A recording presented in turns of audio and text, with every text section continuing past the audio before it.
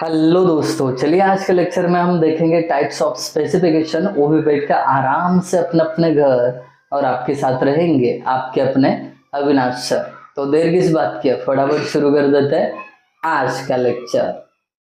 Types of specification में सबसे पहले देखेंगे हम ब्रीफ स्पेसिफिकेशंस। अब ये ब्रीफ स्पेसिफिकेशन क्या होता है, देखिए, it gives the brief description of all the items of work.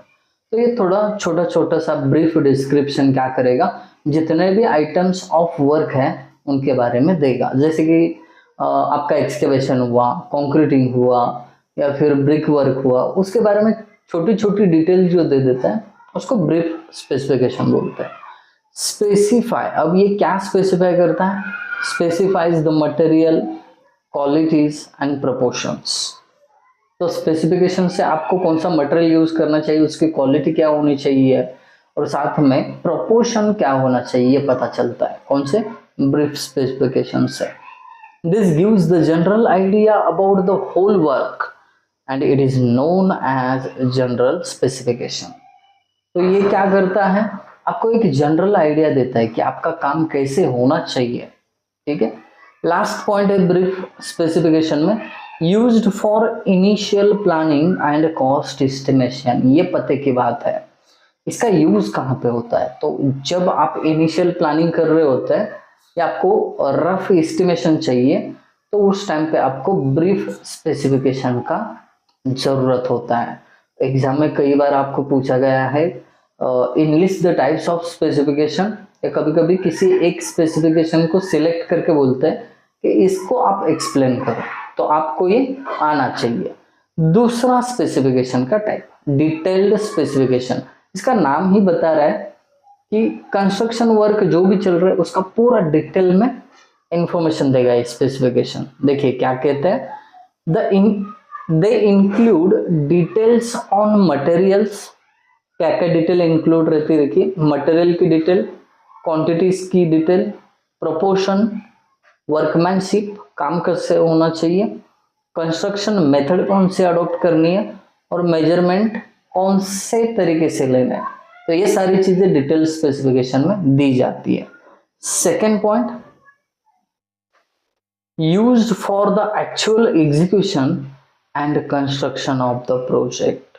तो अगर किसी ने पूछा कि भाई साहब डिटेल स्पेसिफिकेशन कहाँ पे यूज होते हैं, तो एक्चुअल वर्क एग्जीक्यूशन जब चल रहा होता है तब आपको डिटेल्ड स्पेसिफिकेशन ही चाहिए रहता है। So that's it about the पहले दो स्पेसिफिकेशन, ब्रीफ और डिटेल्ड। अब लेके चलता हूं मैं आपको थर्ड स्पेसिफिकेशन पे। देखिए, अब ये थर्ड स्पेसिफिकेशन क्या कहता है, स्टैंडर्ड स्पेसिफिकेशन। अब स्टैंडर्ड स्पेसिफिकेशंस आर नंबर्ड। तो जो भी स्टैंडर्ड स्पेसिफिकेशन होते हैं उनको एक नंबर दिए जाते हैं। अब ये आपको आगे देखते हैं पता चलेगा कि कैसे नंबर दिए जाते हैं। After standardising the specification, need not to write detailed specification in any contract document. जब आपने पर्टिकुलर मटेरियल के लिए एक स्टैंडर्ड बुक ही बनवाया जिसमें पूरा वो मटेरियल के बारे में क्या होगा, स्पेसिफिकेशंस दिया होगा, तो अगर आपने ऐसा स्टैंडर्डाइज किया है स्पेसिफिकेशन को, तो उस केस में आपको जरूरत नहीं है डिटेल स्पेसिफिकेशन लिखने की किसी भी कॉन्ट्रैक्ट डॉक्यूमेंट में। आई बात समझ में, ये फायदा है स्टैंडर्ड स्पेसिफिकेशन। अगर डिटेल में नहीं लिखना है तो क्या कर सकते हो, देखो, इन contract document mention only the specification serial number. जो आपका स्पेसिफिकेशन बुक होता है उसमें कौन सा मटेरियल है उसके रिगार्डिंग ना एक स्पेसिफिकेशन होगा, उसका खाली नंबर डाल दो वहां पे कॉन्ट्रैक्ट डॉक्यूमेंट में, उससे ही काम चल जाएगा आपका। तो इससे ज्यादा लेंदी भी कॉन्ट्रैक्ट डॉक्यूमेंट नहीं बनेगा। अगला point, this saves the time, labour and other expenditures. Detail में लिखने के लिए बहुत सारा टाइम लगता है, एक्सपेंडिचर भी होता है, लोग लगते हैं। तो ये अगर आप स्टैंडर्डाइज करोगे स्पेसिफिकेशन तो उससे समय भी बचेगा, लेबर भी बचेंगे, पैसा भी बचेगा। लास्ट ऑप्शन, मतलब लास्ट पॉइंट है, ऑप्शन नहीं पॉइंट है, the Bureau of Indian Standard has prepared volume of specification for wide variety of materials. तो BIS, Bureau of Indian Standard, इन्होंने क्या किया है, there are number of materials, उनके बारे में ना कुछ स्टैंडर्ड स्पेसिफिकेशन लिखे हैं। तो आपको करना क्या है, BIS का स्पेसिफिकेशन यूज करो और खाली उसका सीरियल नंबर यूज कर लेना, कौन से मटेरियल के लिए कौन सा स्पेसिफिकेशन यूज करना है।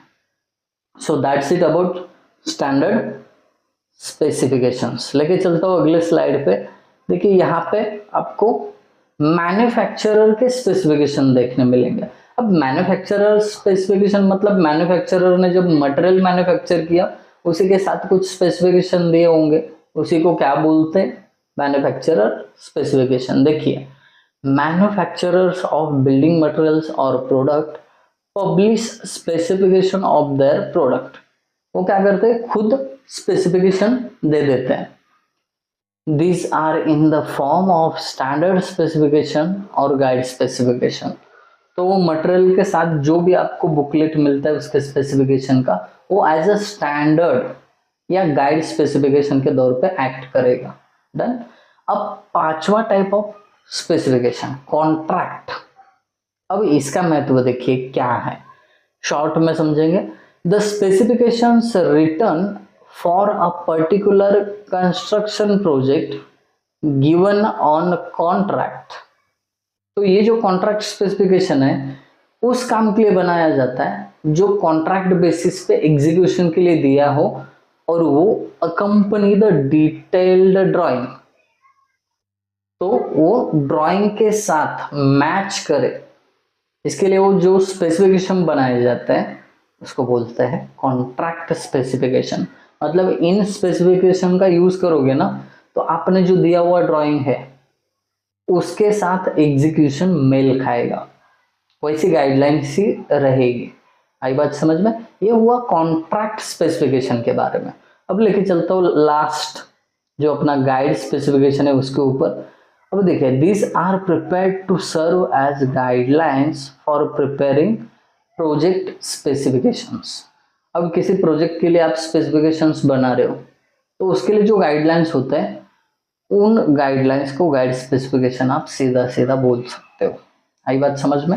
अब इनका हेल्प जो है इंजीनियर इंचार्ज को हो जाता है, कहाँ पे, टू राइट डिटेल्ड स्पेसिफिकेशन। जब इंजीनियर इंचार्ज, मैंने पहले ही बताया आपको, आर्किटेक्ट नहीं तो इंजीनियर इंचार्ज स्पेसिफिकेशंस बनाता है, तो वो बना रहा होगा ना उस टाइम पे गाइड स्पेसिफिकेशंस बहुत काम आते हैं, उससे डिटेल स्पेसिफिकेशन बन जाते हैं। So that's it about the types of specifications. तो आई होप आप सभी को टाइप्स ऑफ स्पेसिफिकेशन समझ में आया होगा। अगर समझ में आया तो ज़रूर कमेंट कर देना, वीडियो को लाइक करना और अपने सारे दोस्तों के साथ ज़रूर शेयर करना। Thank you guys for watching video, thank you so much.